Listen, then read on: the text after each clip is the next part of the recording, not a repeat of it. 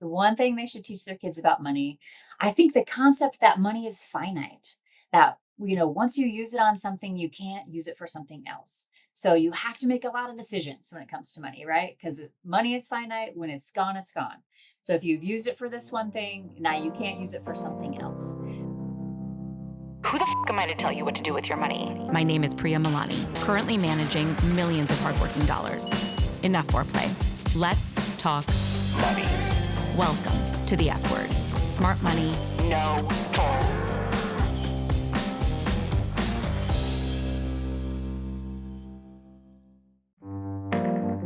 Okay, confession time. We talk to high earners every day who feel like they might be behind with their money. If that's you, you're probably not behind, but you do need a plan. Visit stashwealth.com and our fiduciary advisors will help you build one. Back to the episode.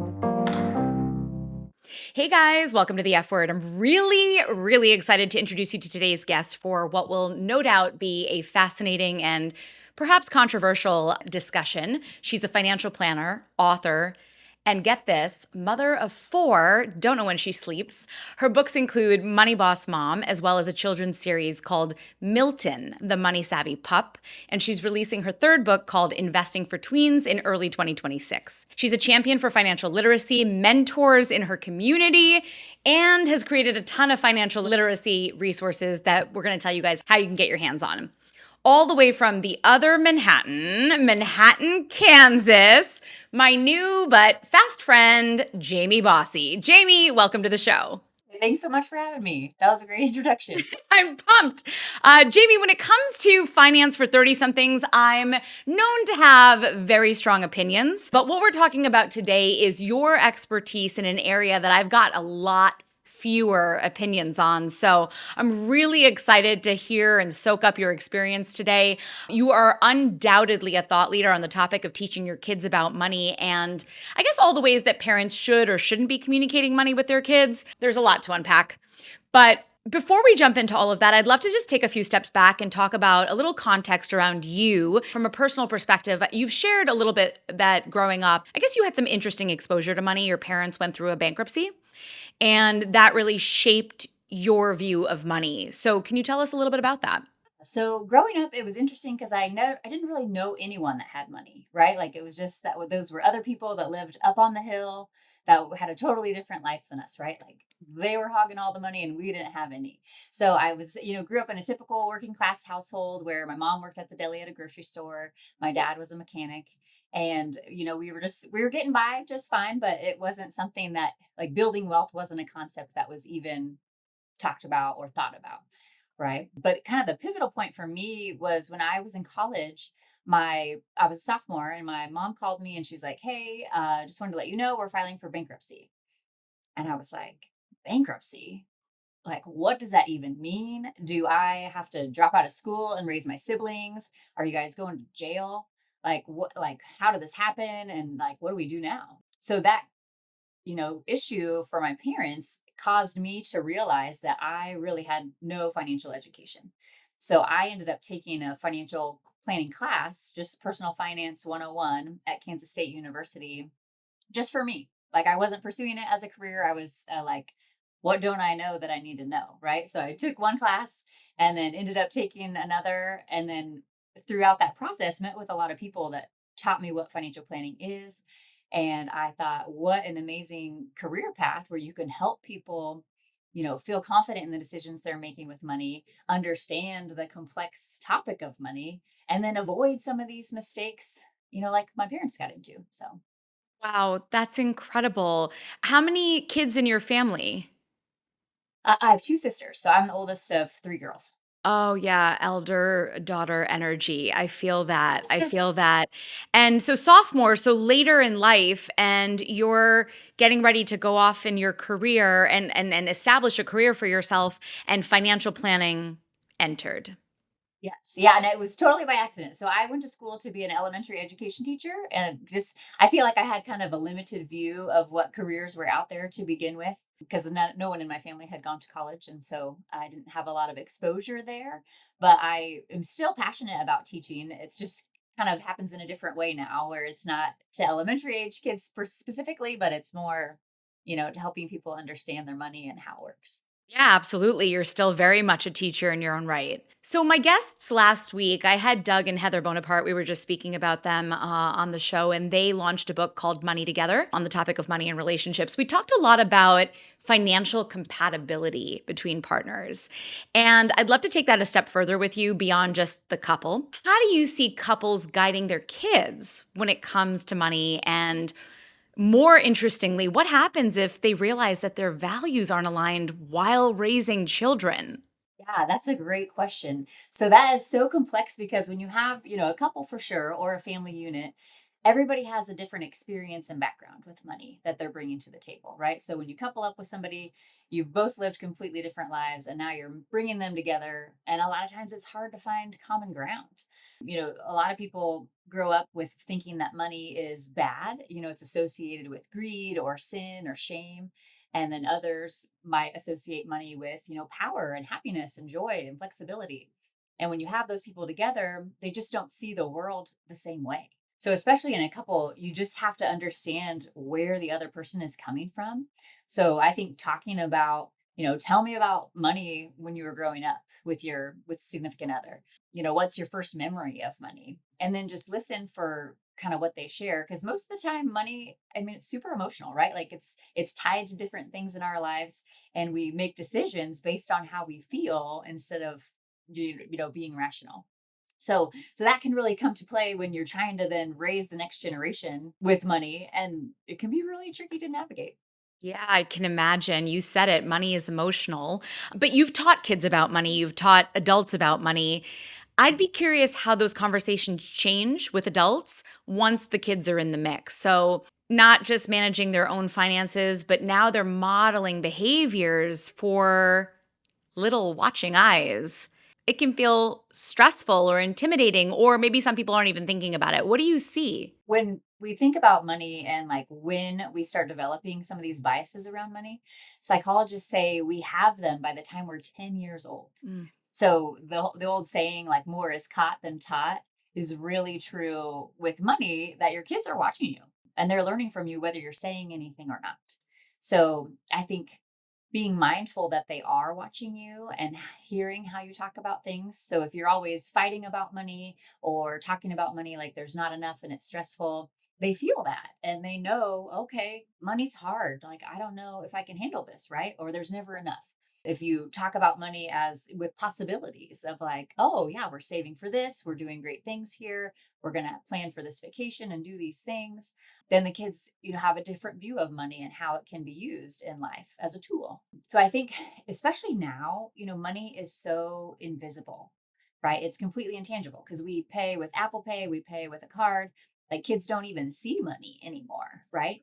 So I think as parents, it's really important to be more intentional about, creating learning opportunities with money, and saying what you're doing instead of just paying for something and having the kid not know what's happening, right? Right. And that requires you to know what the hell you're doing in the first place, which, you got really lucky that we always say this stuff isn't taught in school. Your school did have a financial planning class and you did get to learn it in school, but for most adults, we don't learn this in school, and our, like you said, behaviors are set at age 10. I've even heard earlier. And so we're just on autopilot, not even thinking that our behaviors will impact those that we're raising, and yet they do. That is so tricky. So let's turn our attention. You wrote this book, Money Boss Mom, and you talk about young parents being the boss of their financial future, right? Like, that's what it's all about. We're all about getting your financial shit together. You have to be in control of your Yes. financial future. What's one team rule or principle that you think every couple should agree on right when kids enter the picture? So they're not on the same page, but like, what's one thing that they need to get on the same page about? Yeah, I would say the one thing that matters the most is just open communication, right? Because, money's hard to manage as a couple as it is, right? Because you're bringing two people that have different experiences to one family. And then once you bring kids into the mix, everything changes, right? Things get more expensive. The what you spend money on is different than what it was before, right? Like, maybe you were spending money on happy hours and nice shoes and different things, and now you're buying diapers and formula and strollers and stuff like that. right? So the things you buy is going to change, your values may change, and the things like you want out of life might be different once you bring, little people into the mix. So I think being able to communicate openly and effectively, not just when things are going wrong, but on a regular basis. Like I suggest having regular money dates with your significant other, just to like go over like where you're at, what goals you're trying to reach, celebrate your progress, just because it's so easy to lose track of these things and we all get busy with life. And then you end up only talking about money when things are going wrong. And that's not a good conversation for anyone, right? Then the emotions get involved and things get even hairier. That's really good advice. So, like you said, we always focus when shit is hitting the fan, but what about celebrating the wins? What about checking in more periodically? So, how often do you suggest couples check in? Yeah, I think once a month is a good cadence, just because that's kind of a good regular cadence where you can get ahead of a lot of things that are coming up. But even just quarterly is fine. And for sure, checking in like once a year, like what's the overall Yeah. picture? What do we own? What do we owe? Like what's our net worth is a good thing to see.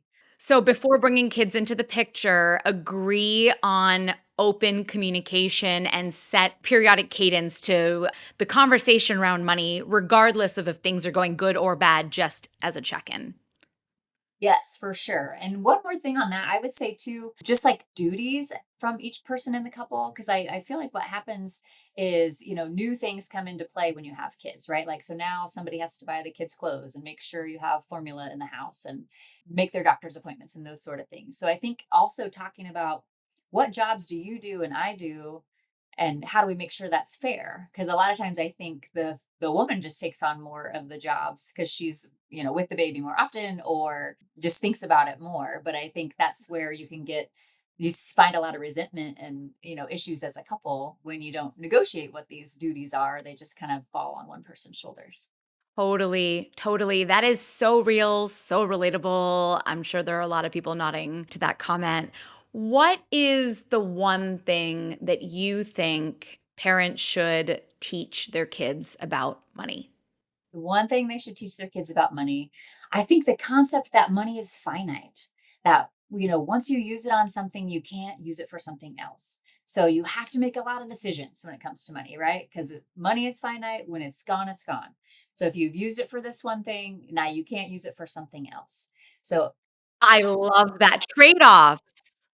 Yeah, yeah, that's so smart. Trade-offs. Money is finite because that's what we see with a lot of people. Once the money runs out, they go to credit cards.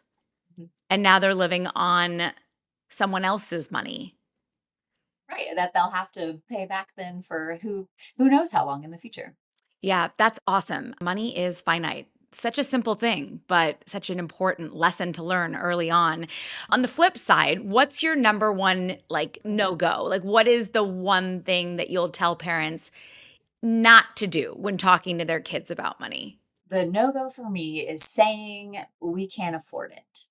So I think when you use that terminology, and I think it's easy to fall into, right? And it may be true, honestly, right? Like you say, we're at the store, oh, we can't afford it. We can't afford it. We can't afford it. When a kid keeps hearing that, I think it places kind of a scarcity mindset of like, okay, there's never enough money. We can't buy anything we want. We have no flexibility. It's just like money's a problem, right? But I think you can reframe that to say, that's not in our spending plan today, but let's make up a plan to save up for it and buy it in the future.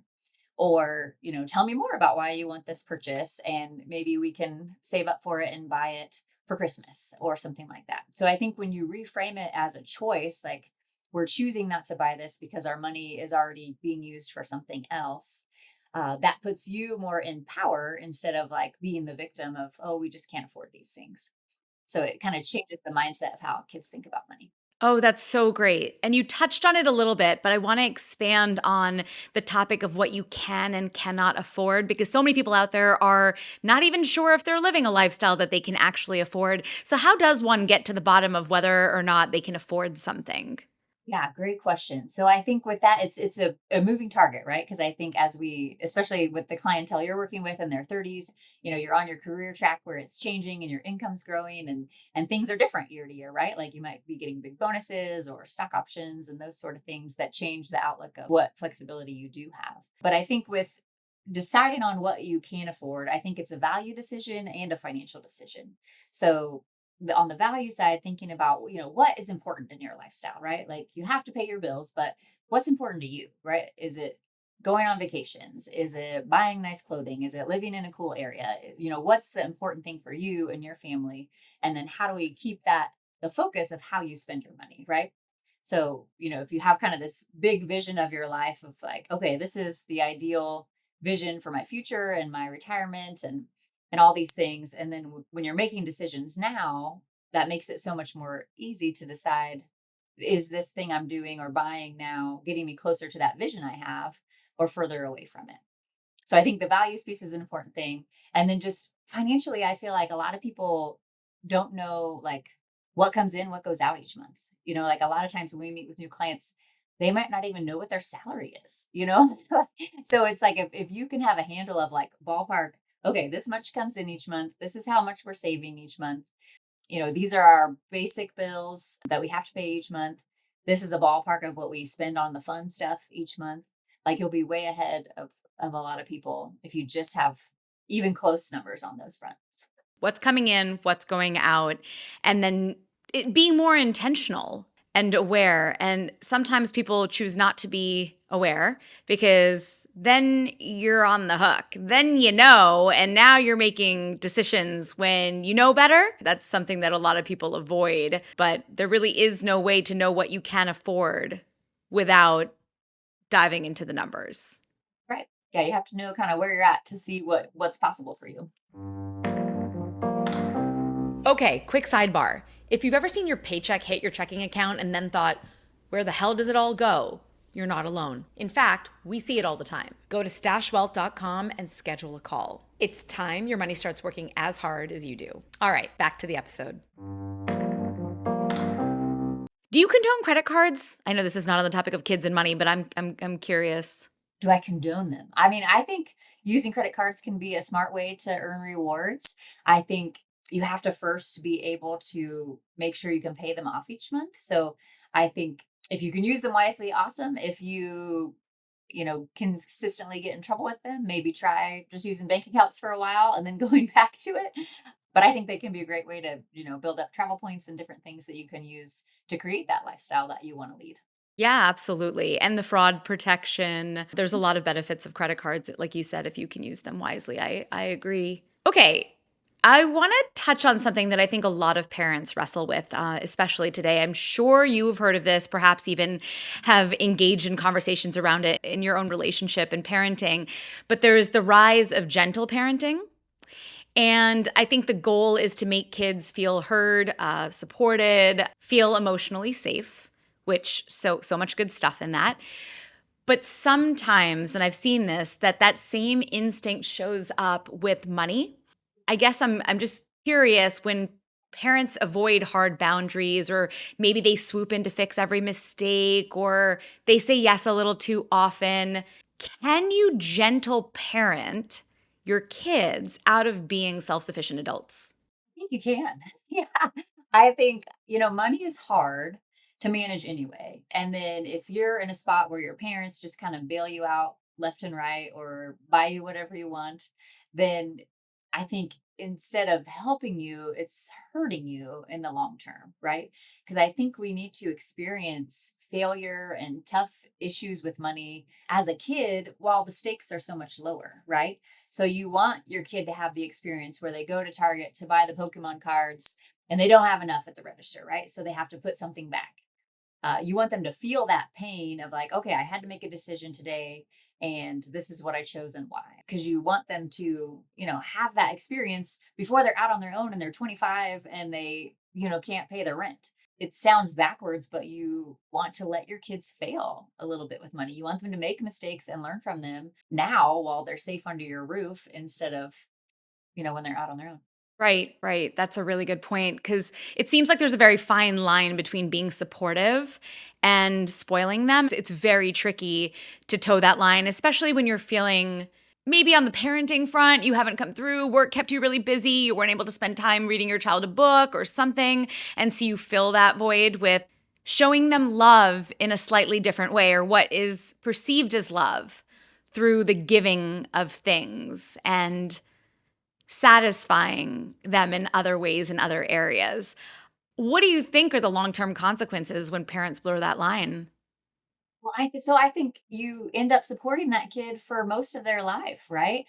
I've seen it in a lot of client relationships where they're still supporting 40-year-old children and their children because they, can't get ahead financially, or they've made a bunch of bad decisions that they can't, take back. So I think by, sheltering the kids too much as children, you're setting yourself up to jeopardize your future with money because you'll be still financially supporting them well into the future. That actually brings up another really interesting question that we get asked a lot. I'm curious your take on this is if a couple is behind financially for their retirement, but their kid needs financial support. So we're talking about like an older child, maybe post college. How do you suggest a couple decides between their own financial future and supporting their kid today at the potential jeopardy of their finance? Like, how do you prioritize?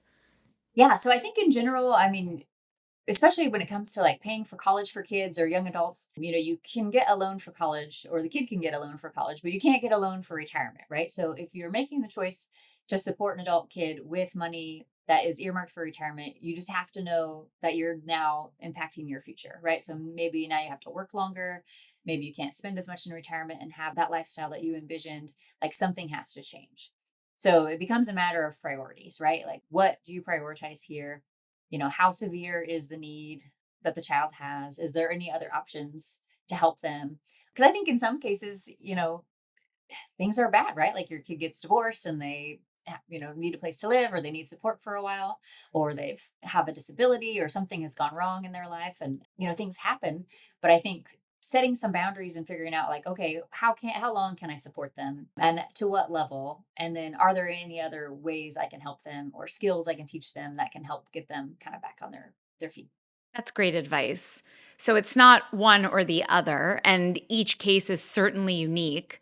But if you jeopardize your retirement, like you said, you can't get a loan for that, where there may be other programs or ways that your child can find support, or at least putting some boundaries around it, limiting it, having a clear conversation so that everyone's on the same page about how much you're able to support them. Right. Yeah. Okay. Let's take that back a couple decades. They're back to being a child, and I shouldn't say they're back to being a child, but you're dealing with your kids. This is a hot button topic, and I'm sure you've seen this statistic. About 40% of parents give their kids an allowance to teach them about money, about saving money even. Are you pro allowance? And if so, how do you think parents should be thinking about it? Do you think it's a tool? Do you think it's a reward for chores, not for chores? Or something else entirely? Like what is your construct around thinking about allowance for kids? So I am pro getting kids money to practice with, right? So however that takes shape is up to you, right? I think the allowance debate is a hot one where, some people are like, yeah, just being part of this household is where how we do chores, right? You're a family member. That's part of what we do here. Others are like, yeah, let's pay for work because that's how we get paid. So that makes sense to kind of correlate pay to work. The way we do it at our house is kind of a mix where they're kind of like salaried employees. Just because I think you have to do something that's easy enough for you to manage, right? Like, so for me, now my kids, I pay them once a month. And my goal with that is to get money in their hands and let them make decisions with it.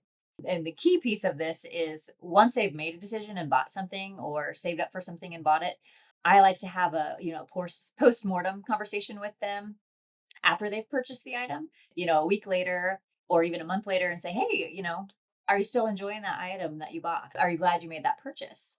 And then what's interesting is sometimes they can't even remember what it was. And they're like they've already lost it, or it's broken, or it's like Pokemon cards they left in the yard. Then we can have the conversation of, okay, well, would you spend your money on that again? Because you didn't, you lost it, you broke it, whatever. And so that can be a good learning experience that way. But then also, if they bought something that they really love and enjoy, celebrating that with them. Like, oh, you worked hard for your money and now you bought something that you get a lot of use out of and you enjoy. And that's what money is for. That's so simple, yet so effective. And yes, it takes an extra moment of time, but you're saying reflecting back asking your child to reflect back on that purchase. It also just reminds them to connect that purchase back to the money that used to be in their pocket.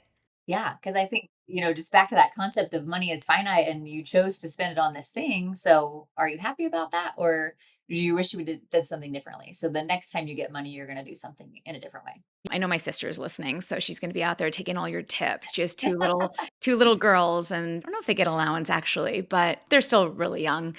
Okay, another life skill that relates back to money, even though it doesn't seem so directly, and it comes up with clients all the time, is the topic of negotiation, right? It's sort of one of those life skills that I feel like every adult wishes that they had learned sooner. Is there room in the allowance conversation to teach kids how to advocate for themselves? Or thinking of the negotiation skill, is there a better way to build that skill? I'd honestly not thought about that before, but I love it so much because you're right. With clients, we see that, your ability to generate income and grow that income is one of your greatest assets, especially in your 20s, 30s, 40s when you're building that wealth, because then you can save more, do more, all those things, have more flexibility. But so, how do we then take that and make it something that you think about even as a child, which is a great idea. I would say with the negotiating, we could do, you could have like an annual review with your kids of like, okay, this year, this was your pay. And, you do these chores around the house, but you've taken on these extra things. So now we're raising your pay to this and then giving them the opportunity to say, well, actually, I do this, this, and this too. So maybe we should get paid more than that. I think that's a great thing to encourage. And then maybe encouraging them too to think entrepreneurially, where it's like, are there other ways that you can make money, not inside of our house, right? Have you thought about other things you could do for people or ways you could provide value that would earn you money, that you could use to save up for a bike or whatever it is that you're saving for? I think just sparking those conversations can be a really great idea. You've also touched on the idea of delayed gratification. So they're saving up for the bike, they're saving up for the iPad, they're saving up for something that it's not that they have the money, and if they don't have the money you supplement. You encourage creating that idea that you might have to wait to get something. I think creating that, kind of pain that we all feel, right? When we want to buy something big or do something big, typically we can't just do anything we want whenever we want. It takes some planning and thought to get there. And I think the sooner kids learn that, the easier it is for them to develop healthy habits around money and understand that, yeah, I can't have everything I want right when I want it, but I can make a plan to get there. Do you think that there's an age that's too young to implement the concept of delayed gratification, or like how young would you start that concept? Because some kids, I'm not some kids, but at some age, it seems like that just doesn't compute. Yes, I do think delayed gratification is hard. I mean, it's hard for most adults, really, but I would say my kids are all 12 and under, so I don't have experience with the bigger kids yet, but I would say probably it's age 6 is kind of where they have the patience for that kind of thought, or saving money is something they can do more easily. Because before then, it's really like, oh, I have money, I should spend it. Oh, how do I do use money and what is it for? But I think 6 is probably a good age to start talking about, okay, let's put this money aside and we're saving for this thing. But I think you want to make it, more tangible. Like maybe you have a picture of the thing that they're saving for and that's up on the fridge, and you have a chart that shows like how close they are to getting the money saved.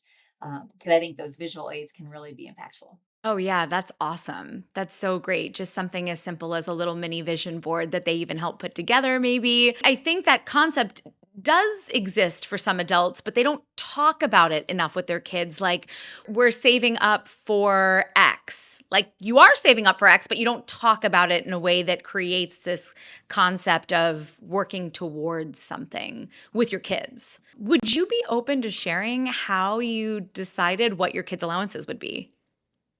Yeah, so we tried a couple of different things. So when my oldest was younger, we did kind of like, you did a chore, you got $1, right? It was like really tied to the chores. And it was like, okay, you do a thing, you get paid, here you go.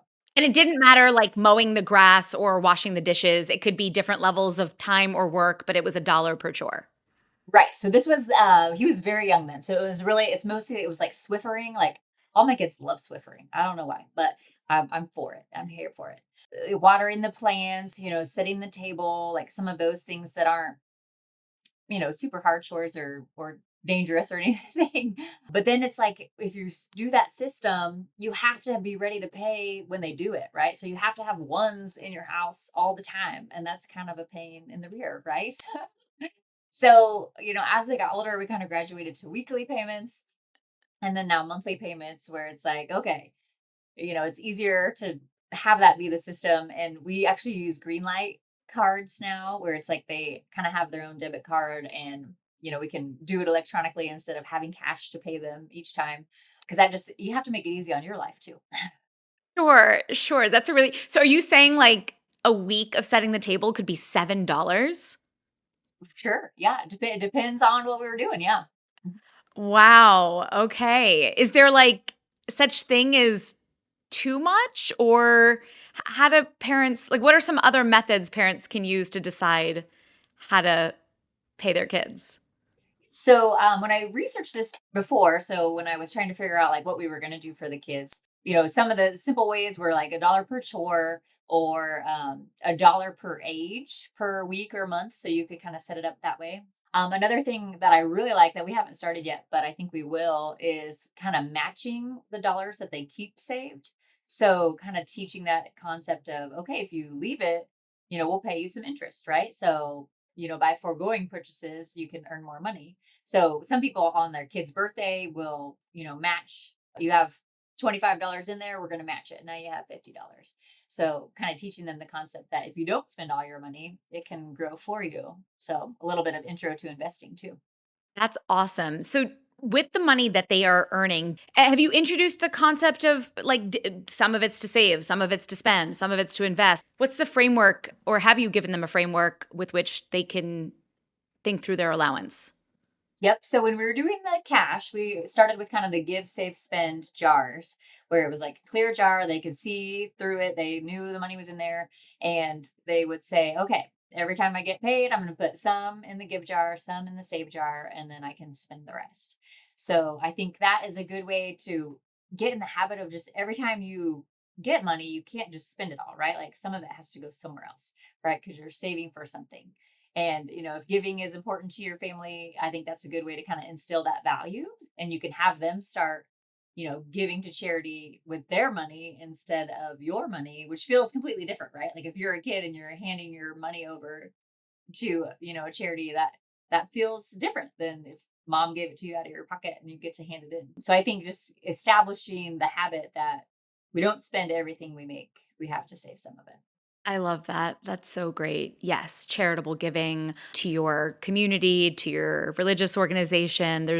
That's a very big priority for many, many people. Links back to values, like you said, which is kind of where you start when you think about how you want to divvy up your money. I've really like honed in on this topic of allowance because it's hyper fascinating to me and I can not imagine how couples navigate this. It seems very tricky. So it's good that you have a lot of books out there that we can get our hands on. If you had to leave us with one of your final top tips for couples as they're navigating money with their kids, what is one of the things that you always like to leave that you want remembered?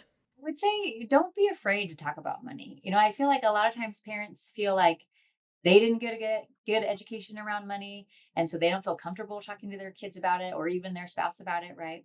But once you open up those conversations, it opens up a lot more possibilities, right? So even if you feel like, hey, I didn't do a very good job with money growing up, you can share that with your kids, right? Like you can share some of the things that you did wrong and some of the things you did right and say, hey, I want you to be set up for success in the future. So this is why we're talking about it. Because we want to stop the whole money is taboo thing. We want to be able to talk about it openly and, use money as a tool to live the life we want and get the things that we need, right? So just don't beat yourself up about those past mistakes with money. Like, let's just be honest about where we are and, move forward. Yeah, it sounds like open communication is the name of the game. Sort of the thread throughout this conversation has been talk about it with your spouse, talk about it with your kids. And I think that's a really important reminder for everyone out there listening because, again, like you said, money is that taboo topic. We don't talk about it. It feels very it feels ick to talk about even with your family and friends, which it shouldn't it shouldn't. And that's why we have this podcast. That's why we bring on amazing speakers like you to spread the word. Everyone needs to keep talking about it. Thank you, Jamie. That was really, really cool to think through with you, and appreciate all your advice and guidance. Before I let you go, we have a segment that I call Best Bite. I don't know if you know about this. I am a big foodie. I love to eat. I love to cook. I love to eat. I love food, all types of cuisines. And so I always love to ask, what is something that you've had lately that you would recommend to me, whether I have to go somewhere, I'll travel, and you were just in New York, the other Manhattan. So yeah, where do I need to go? What do I need to eat? I love that. So I actually had a really good drink in Manhattan, the other Manhattan. It was like an orange ginger carrot mule. Like, it was sounded crazy, but I really am a fan of Moscow mules, and this was just delightful. It was just like a different flavor profile and something really good and fresh, and I really liked it. But you're gonna hate this because I don't remember where it was, like where it came from. So mean. You're going to have to get back to me. I need to I'm know. gonna have to I'm figure that out. Yeah. You were up here for the investment news conference. Is that right? Yes. Yeah. And so it had to have been somewhere in the Tribeca area, right? It was clear. Yes, it had to have been. Yes, we're gonna get to the bottom of this. We need to. I'm a cocktail gal. I need to know. I want this orange ginger mule. That sounds phenomenal. So get back to me. And for those of you listening, I'll throw it in the show notes once Jamie lets us know where we can get this delicious cocktail. Finally, where can people follow you? Where can we get all the financial literacy resources you've put together? Give us the download. Give us everywhere we need to go and how to follow you and your journey. I love it. So moneybossmom.com is where a lot of resources are for parents. MiltonTheMoneySavvyPup.com are a lot of resources for kids and teachers. I'm on Instagram as Money Boss Mom and Facebook as Money Boss Mom, and then also on LinkedIn just as Jamie Bossy. Your reels are awesome, by the way. Thank you. Yeah. And sometimes you bring your kids into them, which is so cute. I saw a joke the other day. So I'm not going to tell you what the joke was. It was super cute. Jamie's son told a little joke on Instagram. It was very, very cute. So yeah, thanks. Thanks for joining me. Thanks for helping everything you're doing to help parents raise financially prepared kids. I think it's the stuff we all wish we had instilled in us growing up.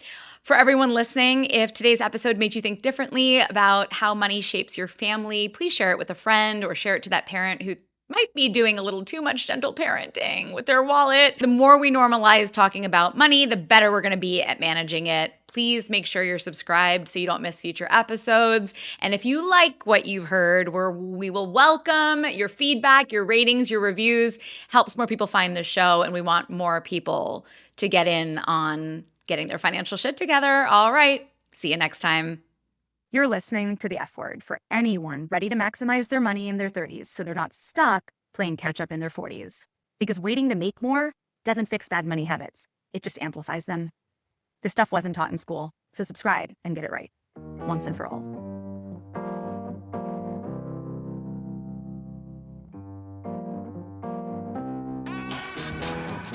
Thanks for listening to The F Word with Priya Milani. If you like what you heard, hit subscribe wherever you're listening and leave us a review while you're at it. We're approval junkies. Don't forget, you can find a ton of great resources, content, courses, and other freebies at stashwealth.com. Now, for the capital S stuff our lawyers want us to say. StashWealth is a registered investment advisor. Content presented is for informational and educational purposes only and is not intended to make an offer or solicitation for any specific securities, product, service, or strategy. Consult with a qualified investment advisor, that's us, before implementing any strategy. Investing involves risk, including the loss of principal. Past performance does not guarantee future results. There, we said it.